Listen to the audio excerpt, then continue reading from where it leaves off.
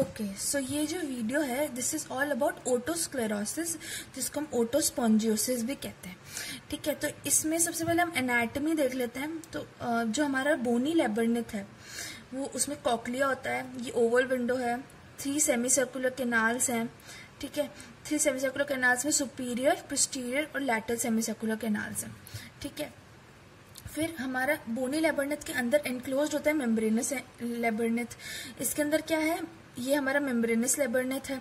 इसके ये बोनी लैबर्निथ के अंदर एनक्लोज्ड होता है। इसके अंदर कॉक्लियर डक्ट होती है, एंडोलिम्फेटिक सैक होता है, एंडोलिम्फेटिक डक्ट होती है, और ऊट्रिकल होता है और सैक्यूल होता है। ठीक है, ऊट्रिकल और सैक्यूल होता है। ठीक है, अब ये जो लैबर्निथ है इसको हम 3 तरीके से डिवाइड करते हैं, ओटिक, पेरीओटिक और ओटिक कैप्सूल। ठीक है, ओटिक लैबर्निथ हमें पता है, ओटिक लैबर्निथ है हमारा मेम्ब्रेनस लैबर्निथ, ये पर्पल कलर का। ठीक है, इसके अंदर, इस मेम्ब्रेनस लैबर्निथ के अंदर हमें एक फ्लूइड मिलता है, उस फ्लूइड को हम बोलते हैं एंडोलिम्फ। ठीक है, इस मेम्ब्रेनस लैबर्निथ को ऊपर एनक्लोज करने वाला जो है वो है पेरीओटिक लैबर्निथ। ठीक है, फिर हमारा आता है ओटिक कैप्सूल। ओटिक कैप्सूल जो है वो है हमारा बोनी लैबर्निथ। ये जो हमारा बोनी लैबर्निथ दिख रहा है ये हमारा ओटिक कैप्सूल। ये जो है ये 3 तरह, इसमें 3 तरह की लेयर्स हमें मिलती हैं। सबसे इनर मोस्ट जो लेयर होगी ना उसको हम बोलेंगे एंडोस्टियल। एंडोस्टियल हमारी इनर मोस्ट लेयर है। ठीक है, ये लाइन करती है बोनी लैबर्निथ को। फिर है एंडोकॉन्ड्रियल, ये लेयर बहुत ही इंपॉर्टेंट है, बहुत इंपॉर्टेंट। इसमें क्या है कि ये जो हमारा कार्टिलेज, पहले ये कार्टिलेजनेस होती है ये बोनी लैबर्निथ, और फिर उसके बाद ये बाद में बोनी बनती है। ठीक है, तो अगर हमारे ये कार्टिलेज अगर बच जाते हैं, आर लेफ्ट, तो इट विल लेड टू ओटोस्क्लेरोसिस बाद में। ठीक है, फिर है हमारी पेरियोस्टियल लेयर। पेरियोस्टियल लेयर जो है वो बोनी लैबर्निथ को कवर करती है। बोनी लैबर्निथ को भी कवर करने वाली जो लेयर है वो पेरियोस्टियल लेयर है। अब ये जो हमारा लैबर्निथ है इसके 14 ऑसिफिकेशन सेंटर है, 14। ठीक है, सबसे पहला सेंटर जो है वो डेवलप होता है कॉक्लिया पे एट 16 वीक्स, और सबसे लेटर लास्ट जो सेंटर ऑसिफाई होता है वो है हमारा पोस्टीरियर सेमी सर्कुलर कैनाल, जो कि होता है 20th वीक पे। ठीक है, फिर अब हम आते हैं इसकी एग्जैक्ट पैथोलॉजी पे। ये जो डिजीज है ये प्राइमरी डिजीज है। This is the primary disease of bony labyrinth. Bony labyrinth की प्राइमरी डिजीज है ये। ठीक है, अब इसके अंदर क्या होता है, ये हमारा डेंस बोनी ओटिक कैप्सूल जो है, जो एंडोकॉन्ड्रियल लेयर, जो हमारी सेकेंड लेयर मैंने बताई थी बहुत इंपॉर्टेंट, उससे बना होता है। वो जो एंडोकॉन्ड्रियल लेयर है वो स्पॉन्जी हो जाती है। ठीक है, फर्दर लाइफ के अंदर डेंस बोनी ओटिक कैप्सूल स्पॉन्जी बोन में कन्वर्ट हो जाए। इसके अंदर क्या होता है, सबसे ज्यादा ये कहाँ मिलती है, स्टेप्स के रीजन में, मतलब स्टेपीज बोन जो है हमारी, उसका फिक्सेशन हो जाता है, और it will lead to conductive type of deafness. ठीक है, फिर इसके बाद हम आते हैं इसकी एटियोलॉजी पे। एटियोलॉजी जो है इसकी वो क्या है कि एंडोकॉन्ड्रियल पार्ट है ऑफ बोनी लैबर्निथ, वो कुछ नॉन स्पेसिफिक फैक्टर्स के एक्सपोजर में आता है। उस एक्सपोजर की वजह से क्या होता है कि एक न्यू स्पॉन्जी बोन का फॉर्मेशन हो जाता है इन प्लेस ऑफ एंडोकॉन्ड्रियल बोन।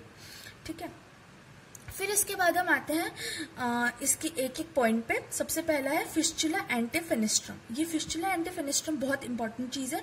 ये क्या है, ये वो एरिया है जहां पर सबसे ज्यादा ओटोस्क्लेरोसिस होता है। ठीक है, ये कौन सा area, it is the area in front of the Oval window.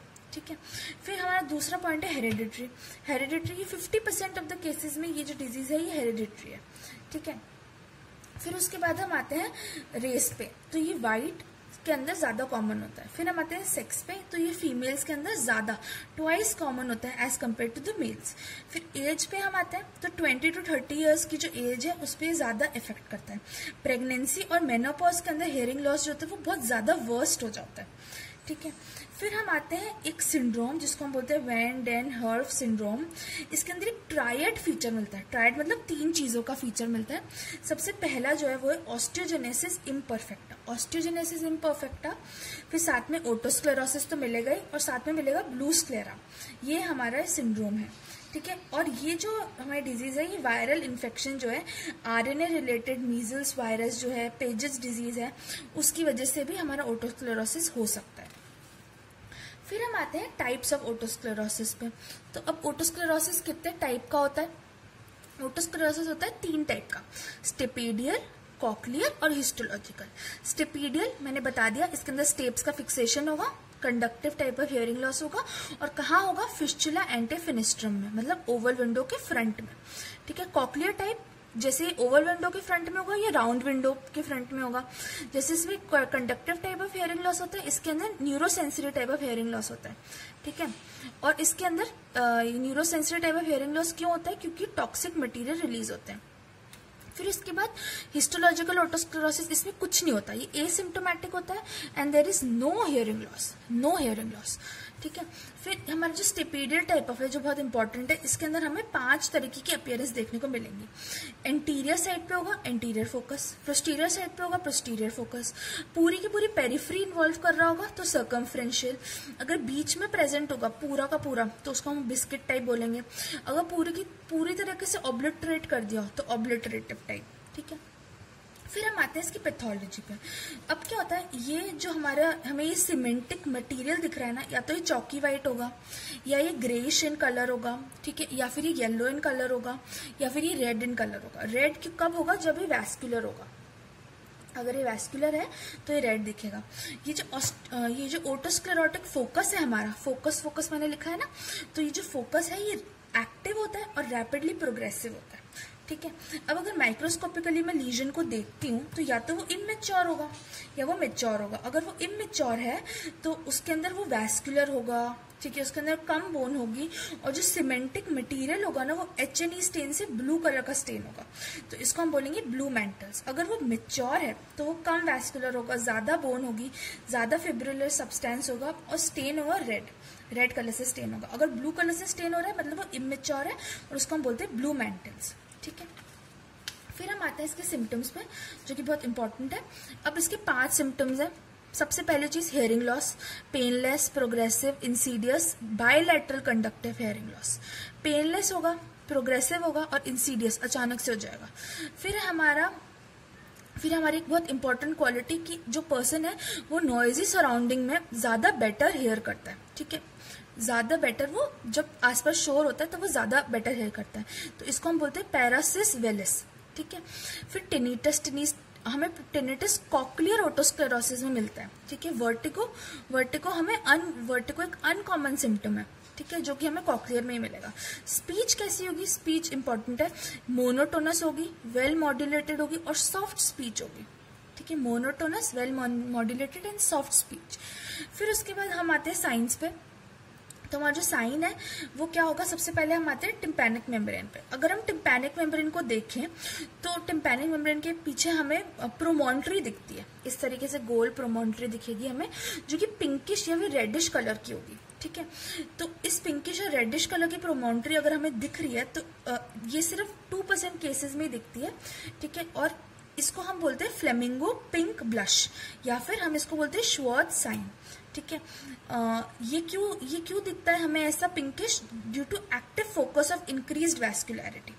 हमें यूस्टेशियन ट्यूब का फंक्शन नॉर्मल मिलेगा। ट्यूनिंग फोक जो है, ट्यूनिंग फोक टेस्ट अगर हम करते हैं, सबसे पहले हम रेनेस टेस्ट करेंगे जो कि नेगेटिव आएगा, हम वेबर्स टेस्ट करेंगे जो कि लैटरलाइज्ड आएगा due to greater conductive hearing loss. Absolute bone conduction test normal आएगा, पर अगर कॉक्लियर ओटोस्क्लेरोसिस है तो एब्सोल्यूट बोन कंडक्शन टेस्ट जो है वो डिक्रीज्ड आएगा। फिर प्योर टोन ऑडियोमेट्री हम पे आते हैं, तो there is loss of air conduction and bone conduction जो है वो नॉर्मल होगा, ठीक है। फिर हम आते हैं एक बहुत इंपॉर्टेंट जिसको हम बोलते हैं हमारा कैरेक्टर नॉच, ठीक है। इसके अंदर क्या होता है कि हमारा जो 2000 हर्ट्ज है, 2000 हर्ट्ज पे हमें एक नॉच देखने को मिलती है इस तरीके से, ठीक है। Note the dip at 2000 hertz, ठीक है। ये जो नॉच है ये आफ्टर सक्सेसफुल स्टेपेडेक्टोमी डिसअपियर हो जाती है, ठीक है, और ये किसी केस में ही देखने को मिलती है, ओनली इन सम केसेस। फिर हमारी स्पीच ऑडियोमेट्री अगर हम कराएं तो वो नॉर्मल आती है, ठीक है। हम अगर टिम्पैनोमेट्री कराएं तो वो नॉर्मल आती है, इनिशियली नॉर्मल आती है, बाद में ऑसिकुलर स्टिफनेस की वजह से वो चेंजेस आते हैं उसके अंदर, ठीक है। फिर हम आते हैं इसके ट्रीटमेंट पे। अब इसका कोई मेडिकल ट्रीटमेंट नहीं है, इसमें सिर्फ सर्जिकल ट्रीटमेंट है। मेडिकल ट्रीटमेंट में हम पहले ट्राई करते थे सोडियम फ्लोराइड देने का। सोडियम फ्लोराइड क्या है?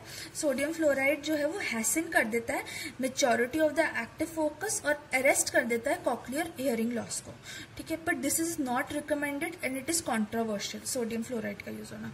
हमारा जो अल्टीमेट चीज है वो है स्टेपेडेक्टोमी। स्टेपेडेक्टोमी क्या है?